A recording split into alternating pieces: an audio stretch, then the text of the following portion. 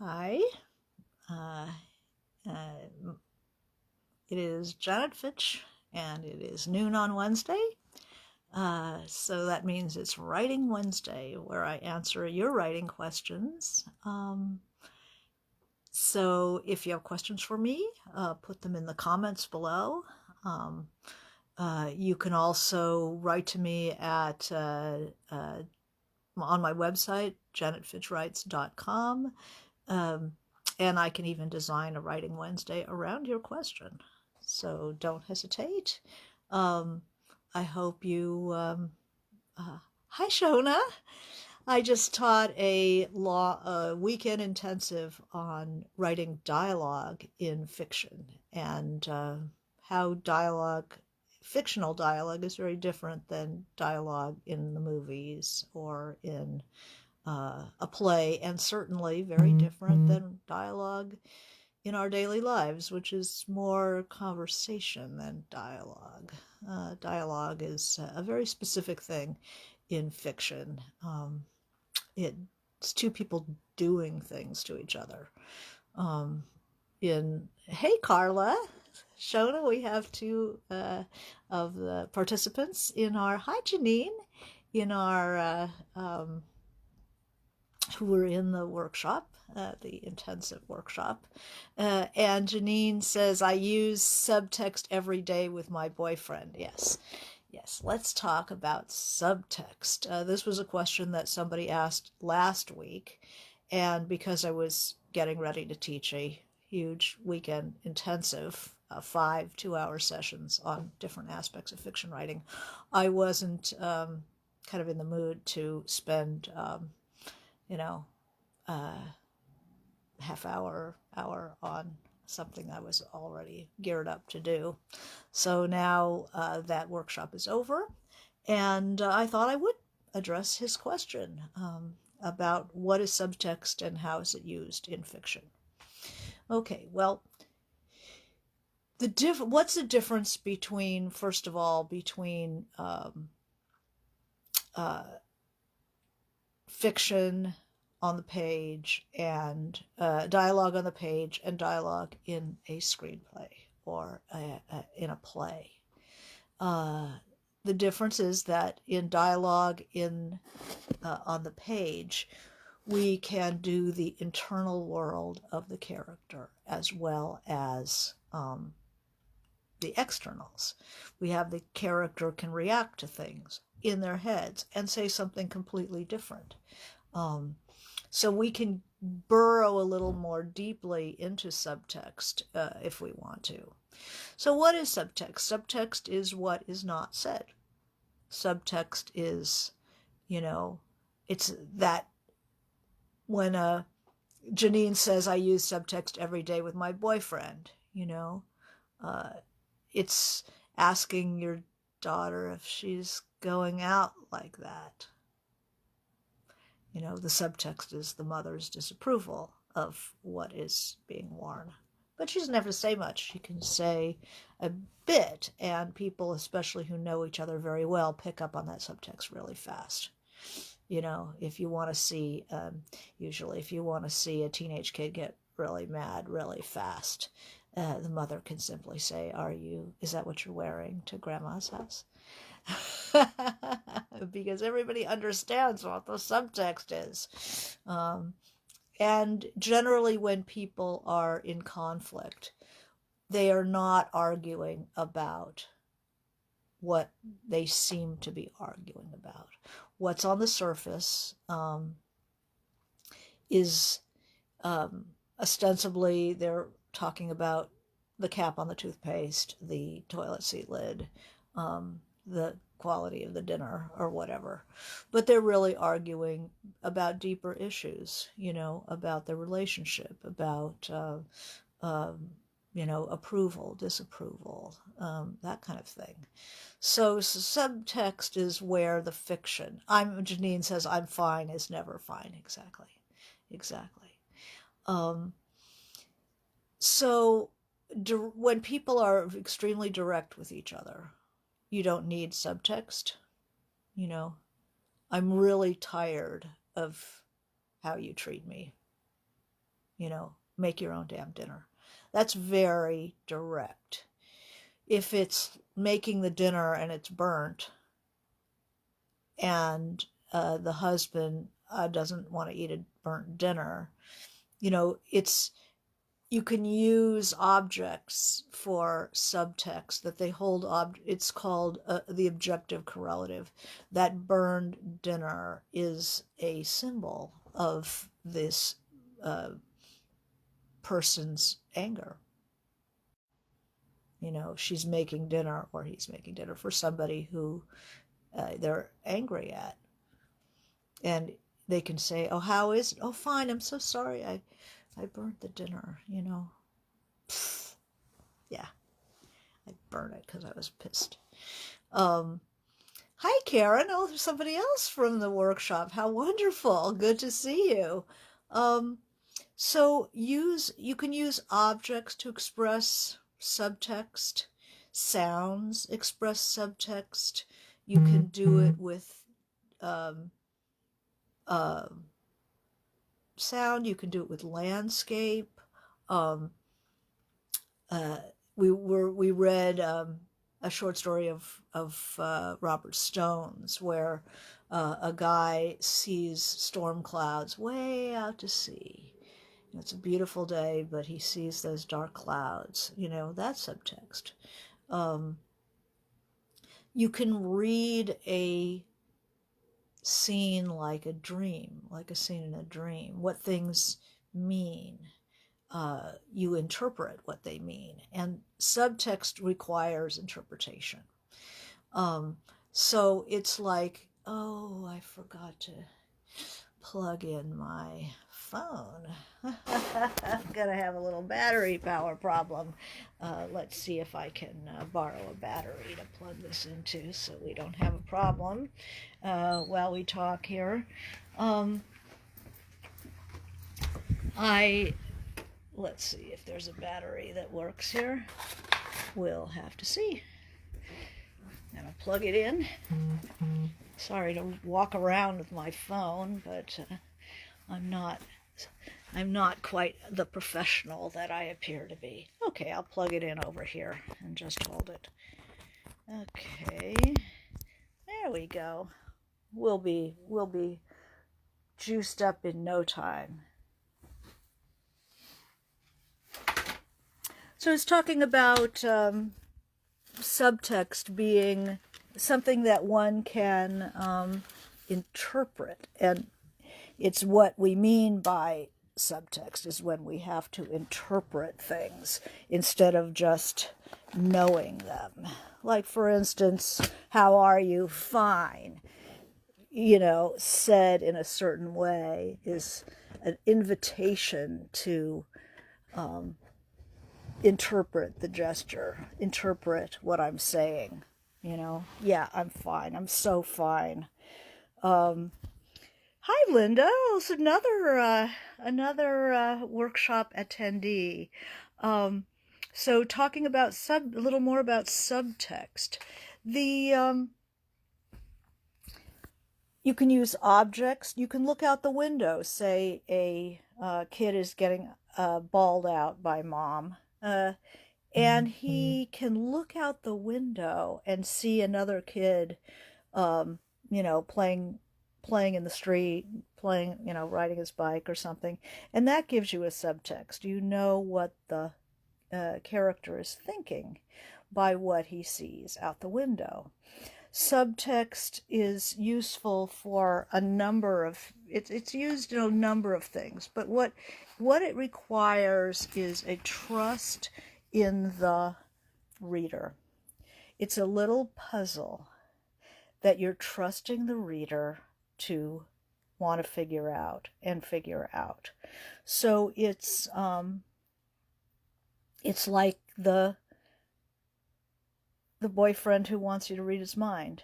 I mean, in real life, we don't want to read the boyfriend's mind. In real life, a psychologist, a therapist will tell you, marriage therapist, will tell you, you don't have to read the other person's mind. It's up to them to get to the point. But in fiction, we're not talking about self-improvement. We're not talking about about saving the relationship. We don't care about saving the relationship. What we're watching is how people behave under stress and how they put stress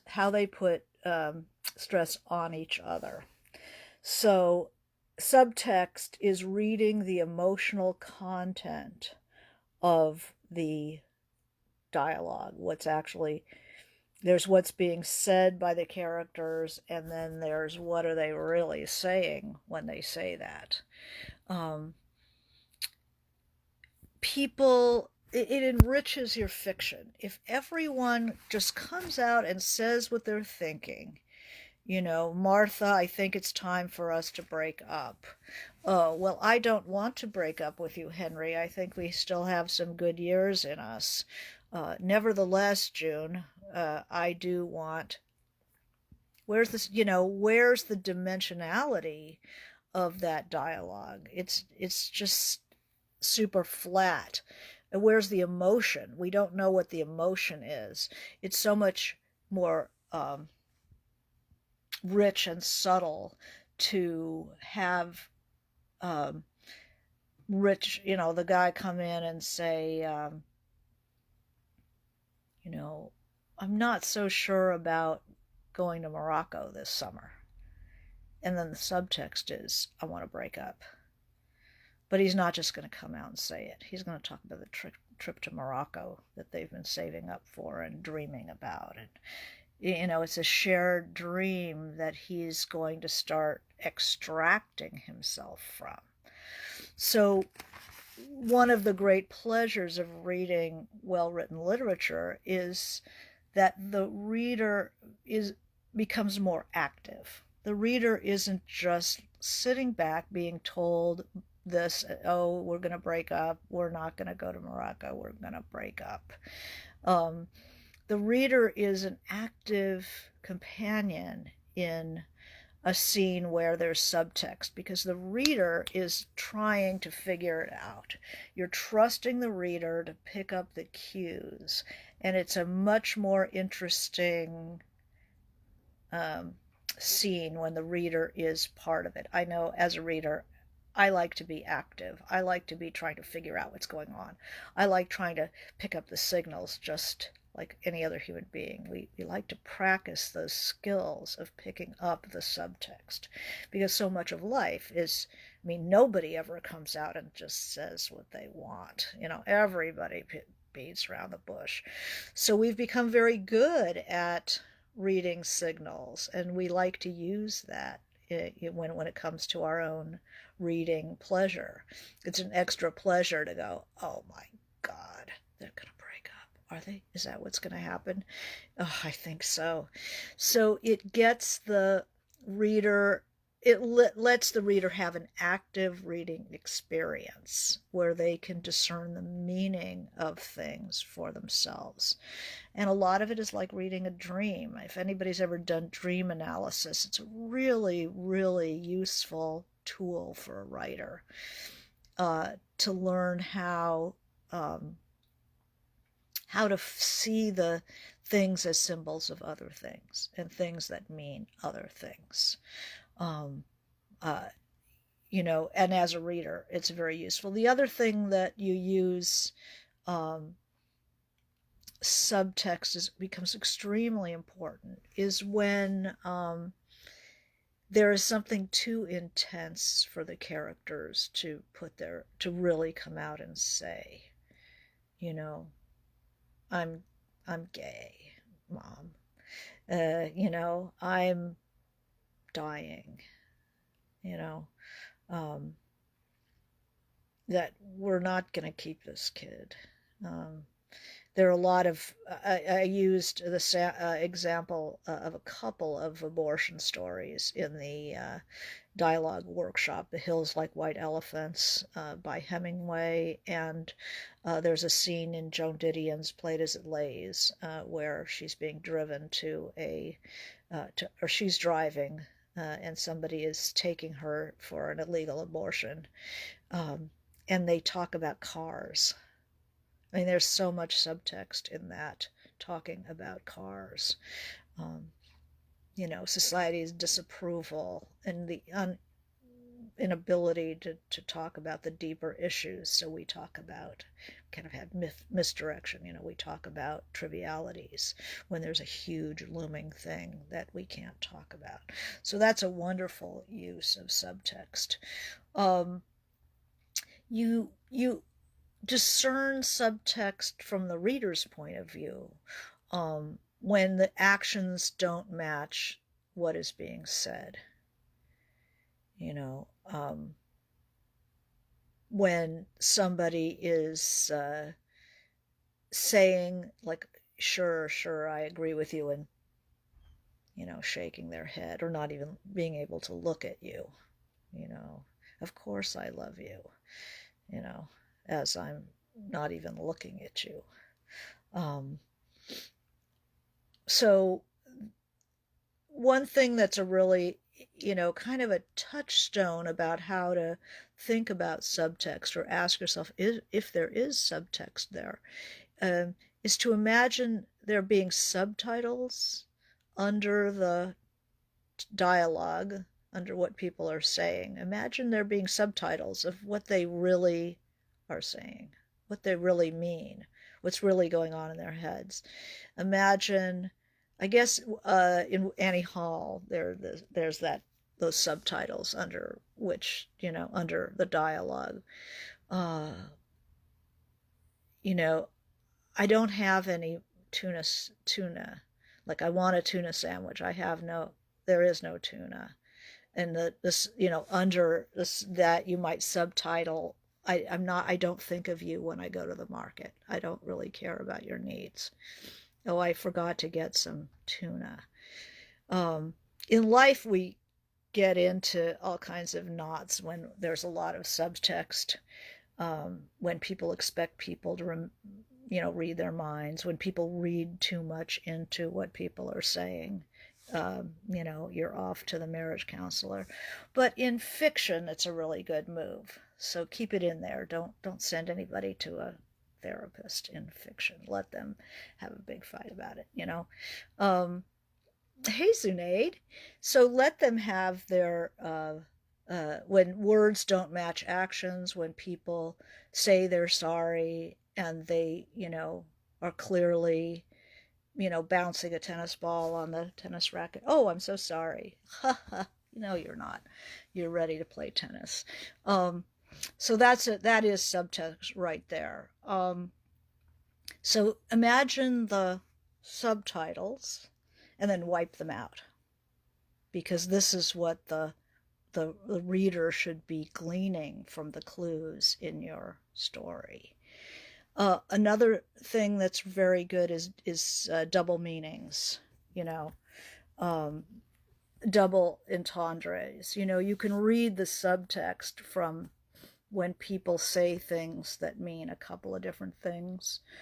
Your boss is, like, throwing this double entendres at you, kind of sexual connotations, and then they get really upset if you claim that, what are you coming on to me? It's like, oh, no, of course not. You just have a dirty mind. The reader's like, yeah, he said it. A lot of gaslighting. There's subtext there. People change the subject. That's when you get too close to what the underlying problem is, or what the subtext is. When one character is getting too close, the other character will change the subject. When the husband and wife finally, one of them is like, you know what, you just can't stand me, can you? And the other person is not ready to admit that. They will think, oh my God, I forgot I have to pick Joey up at at soccer. And it's like, yeah, you have to pick Joey up in an hour. They change the subject, Did you ever hear from, the plumber? It's like, we're starting to talk about, like, the deep shit, and now you want to change the subject. Subtext.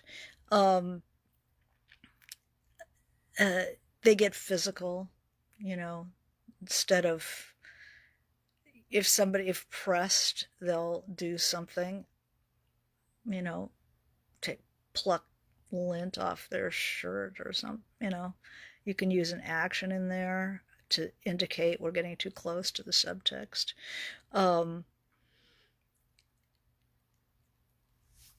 What else? I'm working on a scene right now. That's my notes. I'm working on a scene right now in this new book I'm working on, and I have a couple of people who knew each other in high school, and there's been some very weird issues there, and they've just had like a sexual encounter, and one of them is like, "Can I call you?" And the other one is like, I don't know, I don't understand a thing. It's like, all right, I call you. So of course that person does understand, they just can't internalize it yet. It means that they've been upended. They can't resolve that they actually do understand. So they're hiding in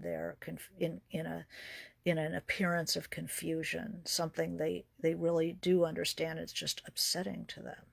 They can't say, no, this whole thing is really upsetting to me, I need time to process. That's what your therapist would like you to say.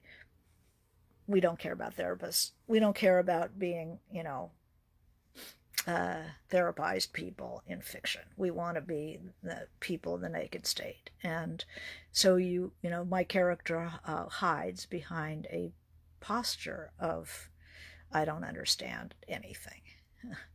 And then the other person is like, well, I'll call you. Because they're not drawn into it. And they're commenting on the subtext, which is, I'm really into you and it's freaking me out. They're not getting caught up in the bit of misdirection that my character's throwing out there. You can answer a question with a question. When somebody is really pressing, a character is really pressing another character to get closer to the subtext, and the character is resisting, they often answer with another question. How long do you really expect me to go on putting up with this?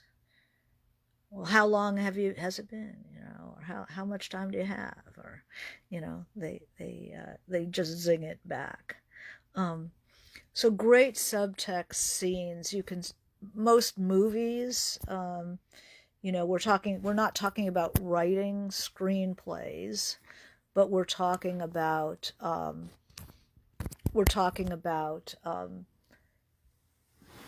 film uses a lot of subtext,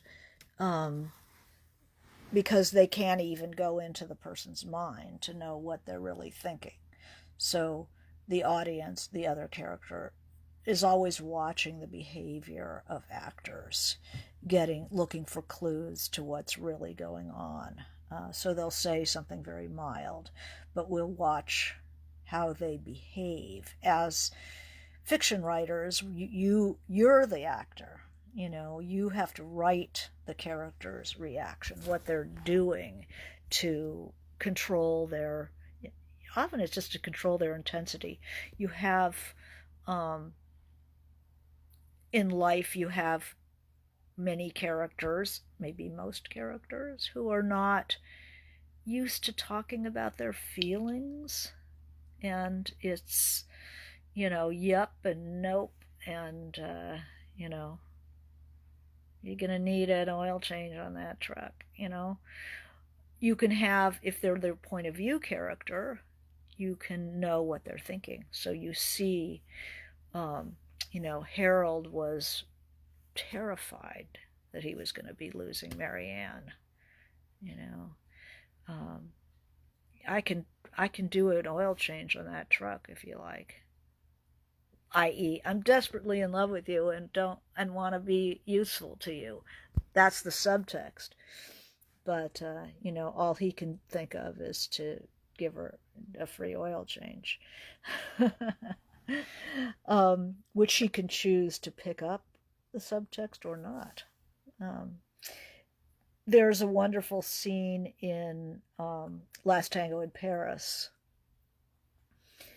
We're talking about using objects and using landscape. There's a wonderful scene where the husband of a dead woman who has committed suicide, her lover lives in the same hotel that she owns. She was the landlady. And the husband goes to the lover's room, knocks on the room. The, the lover opens the door, and they're wearing exactly the same bathrobe.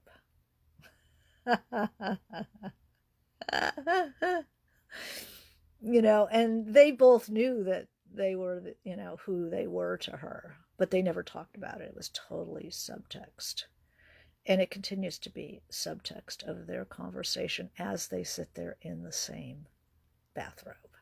Um, the way the husband talks to the dead wife, um, it's like, the subtext can be, he can talk about her food. He can talk about her, how I use that in a line from Painted Black, my second novel, where a guy talks about his wife who died made him a refrigerator full of food before, prepared food before she died. So the gesture is like, I'm going to try to take care of you from the grave. And of course, the husband can't eat that food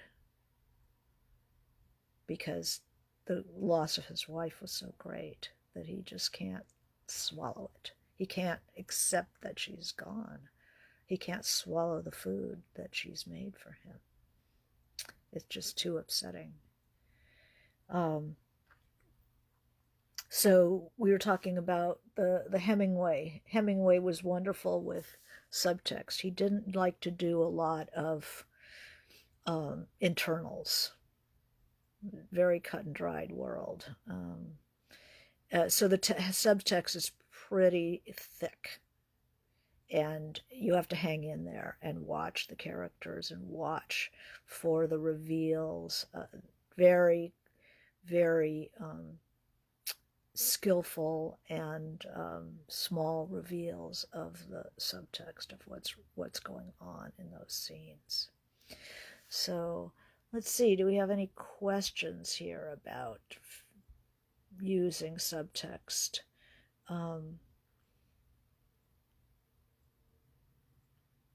And it's not just for, it's used in all kinds of situations. It just adds another layer of reality of people's emotion and what things mean to them to the scenes you've already got. It enriches the scene. So, say a guy in a crime novel, a guy's being pulled over again, for no real reason except the cop wants to question him about something, and oh, your tail light is out. Your tail light is out means I want to have a word with you, maybe search your car. It doesn't just mean your tail light's out anymore. It's a whole threat. It's a whole symbol system.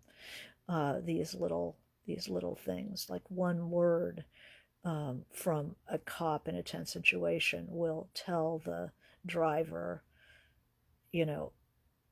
about 100 years of really scary stuff. It is such an implied threat. Somebody who is a violent person, say you're married to a very violent person, they can just say one little thing and you're afraid for your life. Because you've been harmed by that person plenty. What that one little thing. So the best dialogue is always between people who know each other very well, have history together, so that they understand what each other means. I used a bit of a Joan Didion scene from Play It As Lays, which is a remarkable book. I love it, where a husband and a wife have this very short scene. It's a whole chapter in like 8 lines of dialogue, and it's, you know, what have you been doing? Nothing. Well, maybe a little something. And press again, well, who have you been seeing? Oh, nobody. Well, so-and-so, and so-and-so. And then he has a line about one of the people she mentions, like, don't get into that. And she goes, well, he's your friend. So the subtext, it's all subtext. We have no idea who this person is. We have no idea what they're talking about. But the active participatory reader is,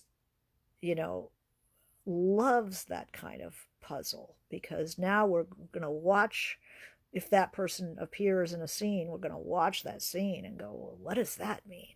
What's with that guy? So subtext is not only a tool in your dialogue. It's a gift to your reader, for an active reader, to give them something to do, a puzzle to figure out, and be part of the process of reading the novel, and not just this where everything's explained, everything's given to you on a platter. If it's like a movie where somebody uses an object, and then you have the insert, the close-up of the hammer with the blood on it. It's like, yeah, we got it. They bludgeoned him with a hammer. You don't have to give us the subtext. Let us figure it out. Let's see. Using objective correlatives, using objects that stand for things. All an abusive parent has to do is pick up the belt. And as a novelist, you describe the belt. You don't have to say, my father beat me up with that belt. Just the intensity of the apprehension of the object tells us.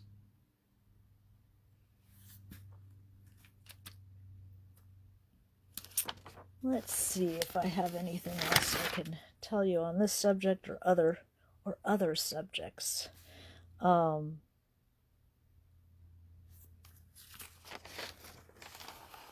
Or just any random questions before we finish. Here, I think I can unplug the camera now. I think this will have enough juice to last us the rest of the session. I don't mean to make you ill walking around with the camera. There we go. We're back. The miracle of technology. So subtext is the unspoken part of dialogue. It's what is not being said.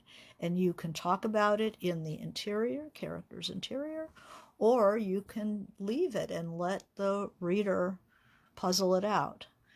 But in dialogue, good dialogue, the point of view character is always watching the other person and trying to gauge their reactions to things, that as we do in life. We watch, the other person will say something, and then we'll watch to see what their reaction is. Do they understand the subtext? Do they understand the signal that I just put out? How are they reacting to that? We use gesture, instead of, the person might not say, I don't buy what you're saying. They might just brush their coat off. It's a brush off. It's like, that's what I mean by dream language. This is a brush off. So it means something. The gesture implies a thought. A gesture implies a reaction. If I am talking to you and you're really, really trying to tell me something, and I look at my watch, that's a message. I didn't have to say anything. I'm not just looking to see what time it is. I'm saying I've had enough of this conversation. Do I have something I have to do? How long has it been going on? That's why using gestures is really important, is learning, not just sticking in a random gesture to break up dialogue, but using gesture to speak for the person, say something he doesn't want to say.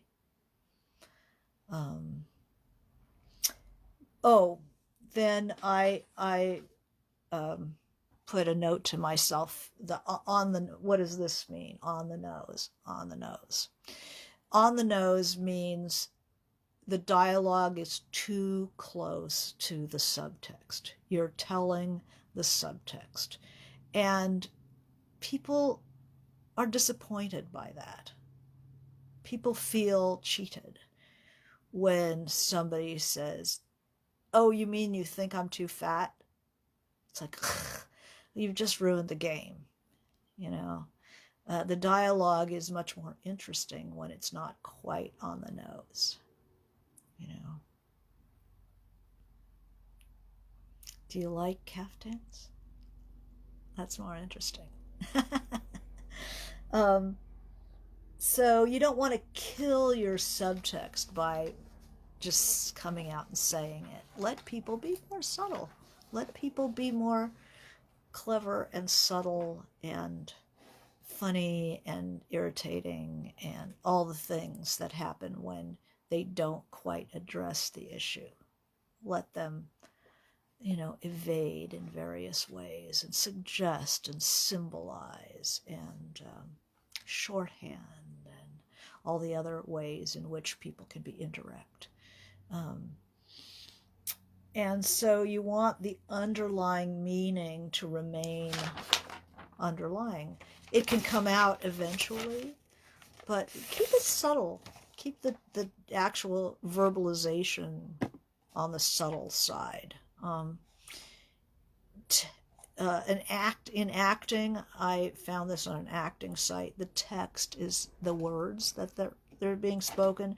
The subtext is the emotional charge of the idea, the interior of the unconscious drives, memories, and objectives. So in every scene, every character has an objective. They have a goal. They want something, And so they usually don't tell you what it is that is their desire.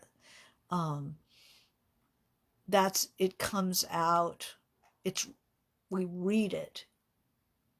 We read into it. That's where the active participant of the reader comes in. So allow your readers to be active participants. Don't overlook the possibilities of people playing with each other, people only admitting a part of what they're thinking,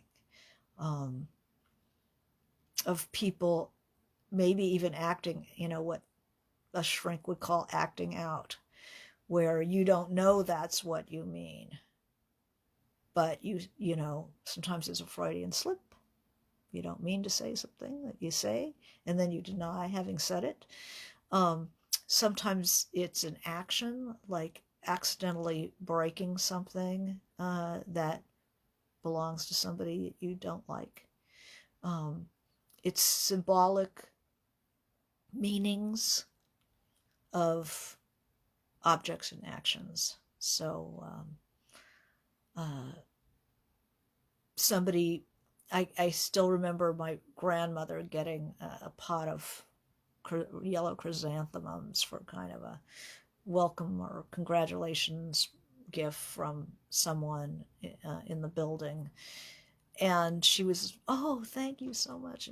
And then after that woman was gone, she put that flower pot outside the door. And I asked her, why did she do that? And she said, never accept a gift from somebody who doesn't like you. That